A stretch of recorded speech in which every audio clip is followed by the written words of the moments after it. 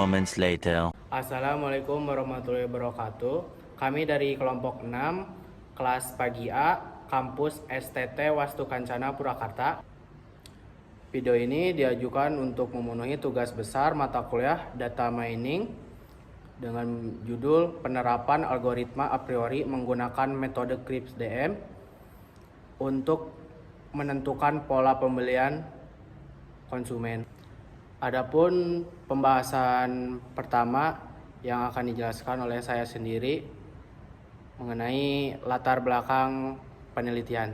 Berkembangnya teknologi informasi berpengaruh pada cepatnya pertumbuhan jumlah data.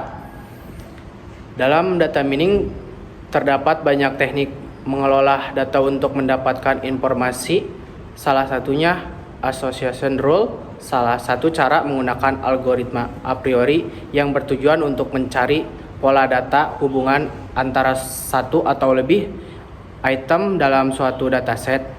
Permasalahan yang terdapat dari penelitian meliputi penerapan algoritma a priori dalam pembelian pangan dan manajemen stok, implementasi algoritma a priori di software RapidMiner untuk menentukan keputusan pada kebutuhan pangan dalam manajemen stok, dan perbandingan antara perhitungan Excel algoritma a priori dengan software RapidMiner. Terus selanjutnya di sini ada tujuan. Yang pertama, untuk mengetahui penerapan algoritma a priori dalam pembelian pangan dan manajemen stok. Yang kedua, untuk mengimplementasikan algoritma a priori di software RapidMiner untuk menentukan penentuan keputusan pada kebutuhan pangan dalam manajemen stok. Yang terakhir, untuk mengetahui perbandingan antara perhitungan Excel algoritma a priori dengan software RapidMiner. Selanjutnya, tahapan metode CRISP-DM. Yang pertama, research understanding, melakukan pengumpulan data perihal bisnis objektif, penilaian terkait kondisi terkini, menetapkan tujuan dari proses data mining, dan mengembangkan rencana proyek. Yang kedua, data understanding, mengumpulkan data awal, deskripsi data, eksplorasi data, dan melakukan penilaian terkait kualitas dan merupakan tahapan dalam fase ini. Dalam fase ini juga dilakukan eksplorasi data terkait ringkasan statistik yang dapat terjadi pada akhir fase ini serta melakukan clustering pada data untuk melihat pola data yang terbentuk. Yang ketiga, data preparation. Setelah data didapatkan, perlu dilakukan proses sebuah seleksi, cleansing, dibuat dalam bentuk tertentu dan dibuat format sesuai kebutuhan. Yang keempat, modeling.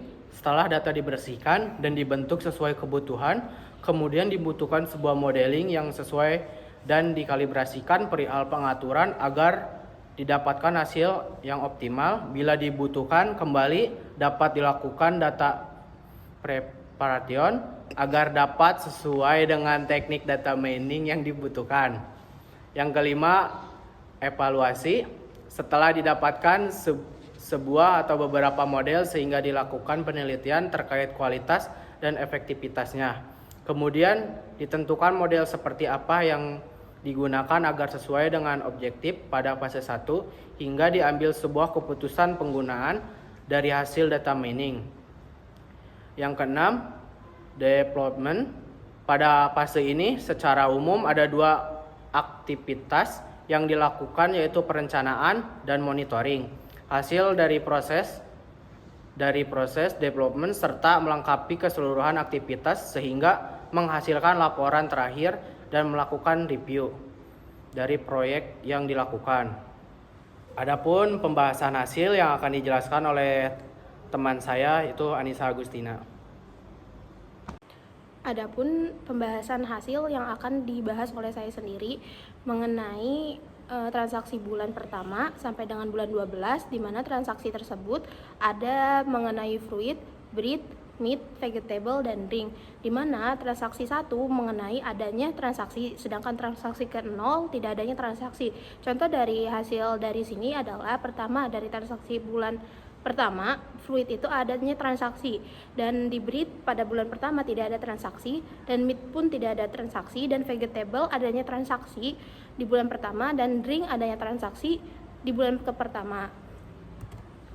Selanjutnya, hasil nilai transaksi kemudian dilakukan dengan 2 item set, di mana produk di sini dikolaborasi dengan contoh fruit bread, fruit meat, fruit vegetable, fruit drink, di mana ada dalam jumlah kemunculan fruit bread ini sebanyak kemunculannya 5, di mana transaksinya itu ada di bulan 2, 4, 7, 8, dan 9 dengan nilai support 41,7% dan confidence-nya yaitu 62,5.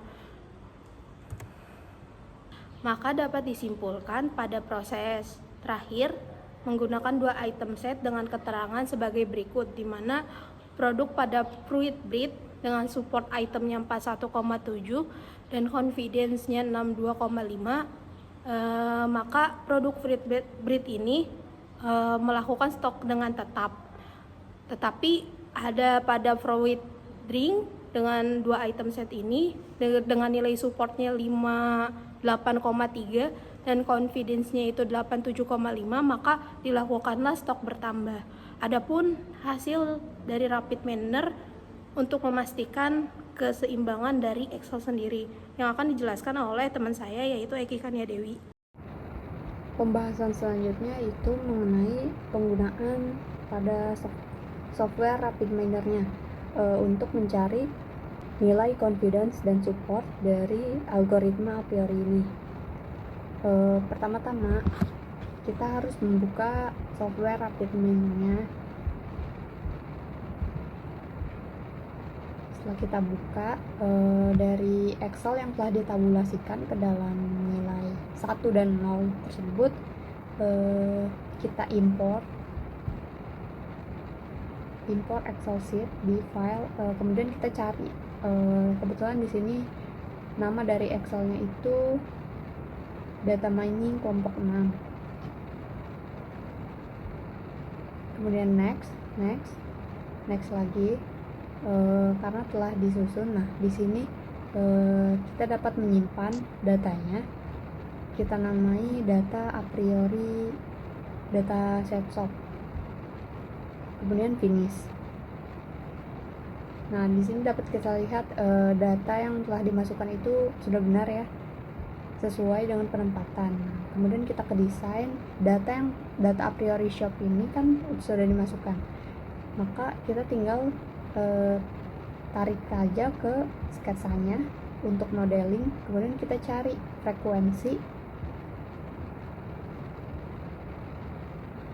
Nah, di sini discrete by frekuensi, kemudian kita masukkan ke dalam modelingnya.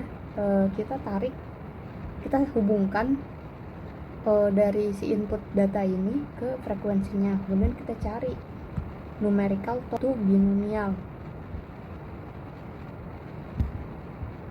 Kita carinya di operator ya, numerical to binomial.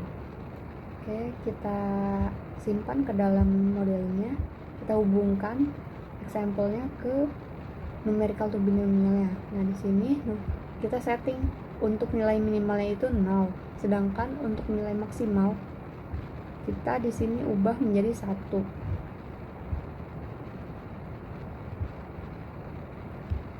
Kemudian kita cari FP growth. Dikarenakan untuk modeling a priori di sini belum ada, maka kita pakainya yang FP growth. Karena FP growth itu merupakan pengembangan dari a priori. Kita hubungkan dari numerical to binomial ini ke FP growth-nya. Kemudian kita cari create association rules.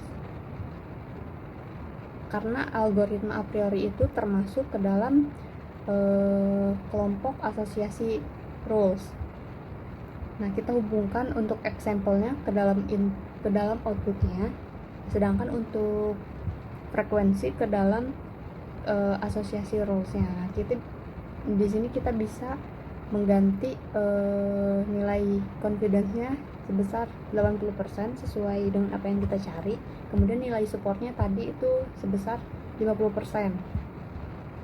Kita hubungkan dulu after growth-nya.